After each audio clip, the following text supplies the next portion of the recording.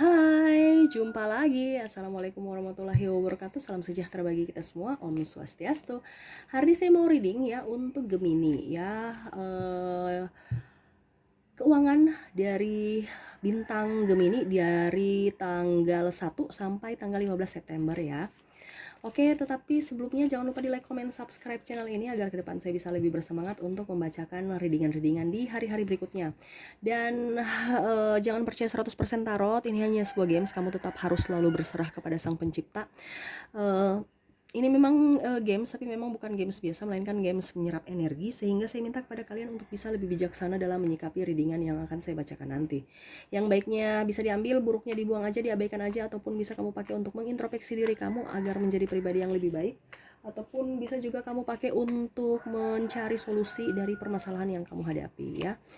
Dan kalaupun kalian mau ingin coaching, konsultasi, dan personal reading, bisa langsung menghubungi saya. Di deskripsi sudah saya sematkan link WA saya, bisa langsung kamu lihat dan bisa menghubungi saya, dan itu berbayar. Dan juga kalaupun kalian ingin mendengarkan readingan-readingan yang sudah saya bacakan, bisa langsung ke playlist ya. Di sana sudah tertera semuanya, tinggal kamu pilih aja. Dan kalau seandainya yang kamu cari itu belum ada, berarti memang belum saya readingkan ya. Oke, kita langsung saja ya untuk kamu Gemini, berikan energi kamu ya, keuangan kamu dari tanggal 1 sampai tanggal 15 September. Fokus pada kartu sambil saya baca doa dan saya kocok kartunya. Inilah energi kamu, keuangan dari Gemini.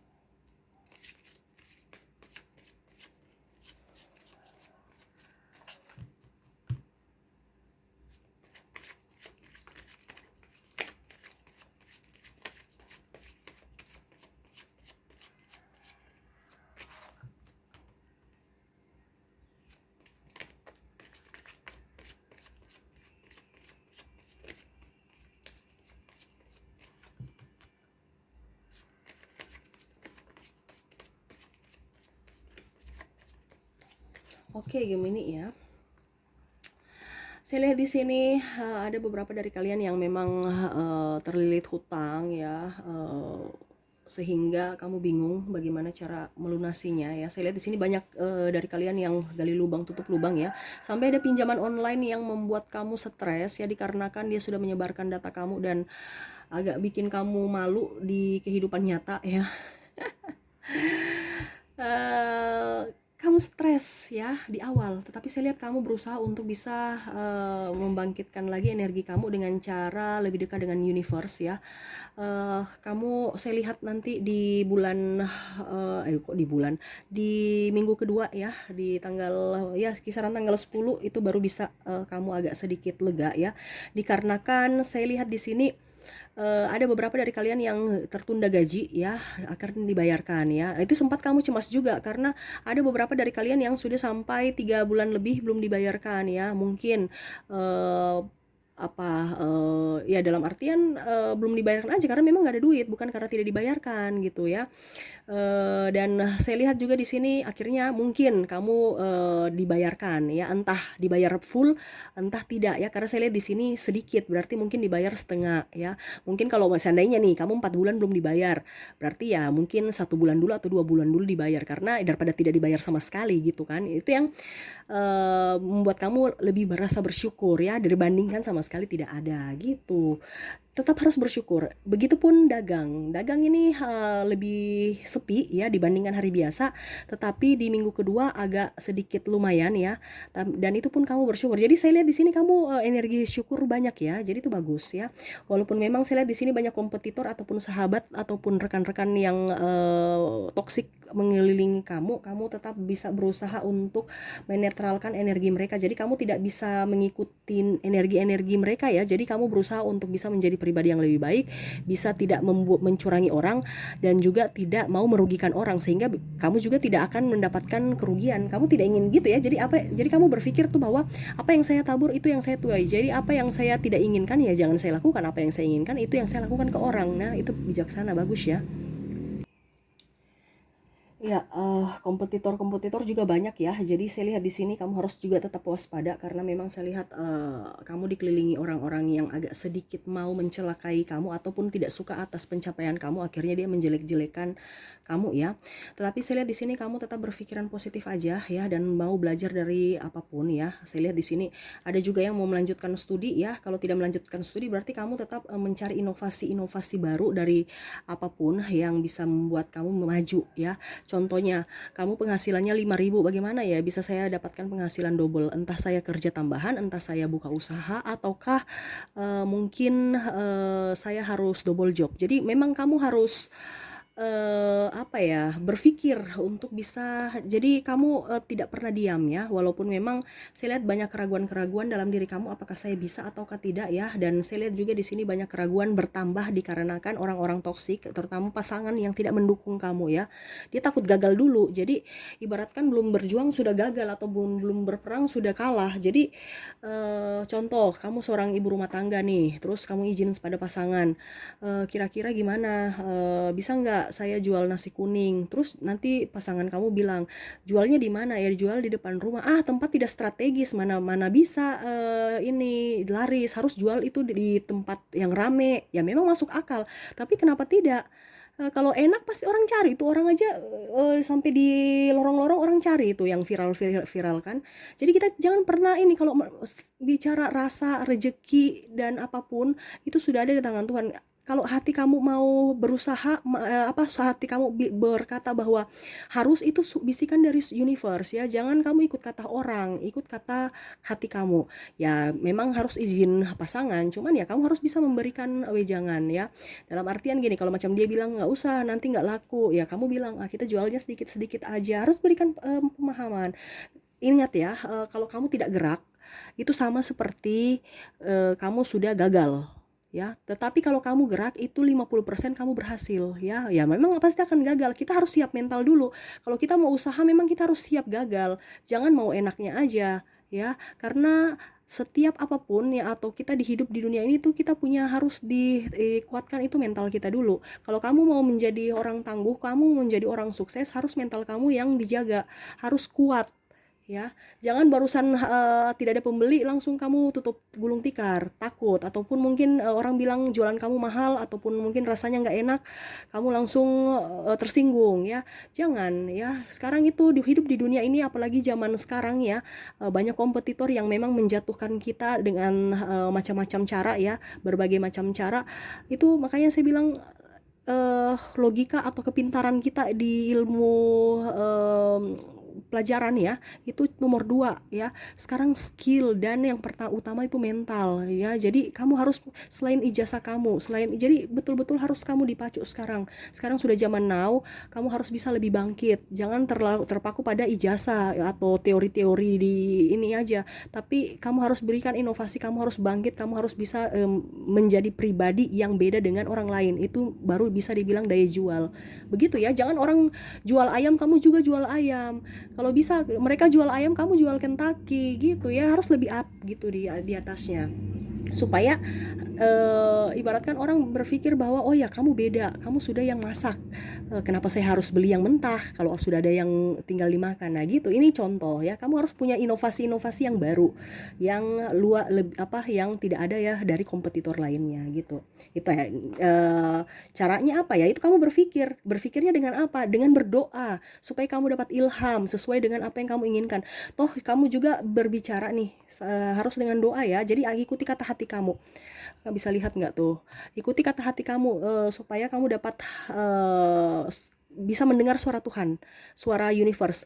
Kira-kira apa yang ingin kamu lakukan, itulah yang universe katakan dan kamu pun senang. Ingat ya, pekerjaan yang membawa hoki itu pekerjaan dari hati. Pekerjaan dari hati itu pekerjaan yang tidak ada tekanan ya. Artinya kita senang walaupun mungkin kita rasa main-main tapi menghasilkan duit ya. Jadi tidak ada tekanan. Kalau kamu merasa bekerja sekarang ada tekanan, berarti itu pekerjaan kamu toksik. Itu aja ya. Bukan, dan uangnya pun kamu merasa tidak nyaman, habisnya juga percuma ya, habis percuma gitu, tidak ada kelihatan. Tiba-tiba, saya hasil perasaan kayaknya saya punya 10 juta, kenapa ya sudah tinggal sejuta, saya bikin apa aja ya, jadi nggak kelihatan uang itu ya, karena ibaratkan kayak uang panas. Nah itu saya bilang apa, uang panas itu bukan hanya mencuri ya, tetapi dari energi kita. Kalau energi kita dengan penuh rasa amarah, penuh rasa kebencian, bekerja dengan tidak nyaman di tempat itu sama saja seperti uang panas. Karena kita merasa tidak bersyukur. Karena apa? Tertekan. Tetapi kalau walaupun kita punya uang sedikit, hasilnya sedikit, tapi betul-betul kita bisa bermanfaat, kita keluarkan untuk hal-hal yang bermanfaat. Jadi hasilnya pun nampak. Kita tambah lebih bersyukur lagi kepada universe gitu. Ya, jadi jangan salah kaprah ya. Jadi kamu harus bisa pola pikir kamu itu harus bisa dirubah. Yang salah harus dibenarkan ya, bukan membenarkan yang salah. Dan saya lihat juga di sini ada yang baru pacaran-pacaran ataupun mau tunangan ataupun mau menikah ya. Kamu harus bisa lebih jangan jaim ya. Harus bisa ini pasangan. Kamu nggak boleh boros, ataupun mungkin masih bertahap penjajakan ataupun perkenalan, tiba-tiba langsung mau makan-makan di tempat-tempat yang agak-agak mewah. Ya kamu harus tegur. Kalau memang dia cinta sama kamu, dia mengerti, dia akan berpikir yang positif. Tapi kalau memang dia hanya mau matre atau mempersulit kamu, atau hanya membuat kamu mau senangnya aja, berarti ya dia maunya yang elit-elit yang nggak bisa mendengarkan apa kata kamu ya. Harus seperti gitu. Kalau kita bisa mengukur manusia itu betul-betul dia sejati mencintai kita, atau hanya modus, ataupun hanya karena kita ada apanya, bukan karena mencintai kita apa adanya gitu ya. Jadi kamu harus bisa melihat dari mereka juga ya. Mereka ini suka saya dari sayanya, kepribadian saya, atau uang saya gitu. Harus bisa di press ya pengeluaran, karena saya lihat di sini gaya hidup di bulan pertama nih, gaya hidup kamu ya. Karena saya lihat di sini memang kamu dipenuhi dengan sahabat-sahabat, banyak kamu friendly ya, keluarga juga suka kamu. Tapi ya itu, semakin banyak teman, semakin banyak pergaulan, semakin banyak kita keluar rumah, semakin banyak kita pergi beraktivitas, semakin banyak pengeluaran. Jadi lebih bagusnya kamu itu harus bisa pintar-pintar pergi ke tempat mana dulu, saya berteman dengan siapa dulu, terus kira-kira apa yang harus saya lakukan, itu harus dipikir. Apakah saya pergi ke sini mengeluarkan uang? Kalau tidak mengeluarkan uang, ya saya pergi. Kalau mengeluarkan uang, mengeluarkan apa dulu? Kalau bermanfaat, oke. Kalau tidak, ya nggak usah, ngapain bikin capek diri gitu ya. Karena saya lihat ke contoh orang bilang gini, kita ke mall yuk, nggak usah beli, tapi ini ya lihat-lihat aja. Iya, tapi pertama uang bensin keluar, ini contoh kalau kamu punya kendaraan, parkir. Terus yang kedua, kamu capek kan, pasti beli minum itu kan juga keluar pasti, walaupun tidak beli apa-apa tapi ada pengeluaran. Nah itu sama aja, walaupun sedikit tapi tetap pengeluaran. Padahal kalau dibilang kamu diam-diam di rumah, ada sayur datang, tukang sayur, sudah tukang sayurnya yang datang, kamu tinggal beli, kamu nggak usah pergi ojek ataupun ke pasar, tinggal bayar sedikit, sudah kamu makan rame-rame di rumah, dibandingkan kamu pergi ke mall, dapatnya pulang capek, uang habis. Nah gitu ya, itu maksudnya contohnya ya. Kadang-kadang orang berpikir nggak ada uang, tapi padahal kalau dibilang itu kamu pengeluaran juga, pergi ke sana walaupun cuma pergi lihat-lihat doang, pas pulang bingung, aduh ya ampun, saya ini ada tas yang saya suka, aduh pulang nggak bisa tidur lagi, stres gara-gara terbayang-bayang itu barang ya. Jadi harus bisa bijaksana dalam bersikap ya, bukan hanya berpikir saja, tapi kadang-kadang kita manusia itu berpikirnya bijaksana, tapi untuk untuk implementasi di lapangan bingung, bimbangan dan ragu karena egonya masih main ya. Harus tekun juga kamu dalam usaha ya, jangan Senin Kamis, itu yang tadi saya bilang, harus mentalnya dijaga dan kamu harus tetap berserah kepada Sang Pencipta untuk bisa lebih mendekatkan diri pada beliau, supaya diberikan kalau dibilang petunjuk ya, supaya usaha kamu bisa lancar, karir kamu bisa bagus begitu. Oke, kita lihat lagi apa yang ingin disampaikan universe kepada kamu tentang keuangan ya.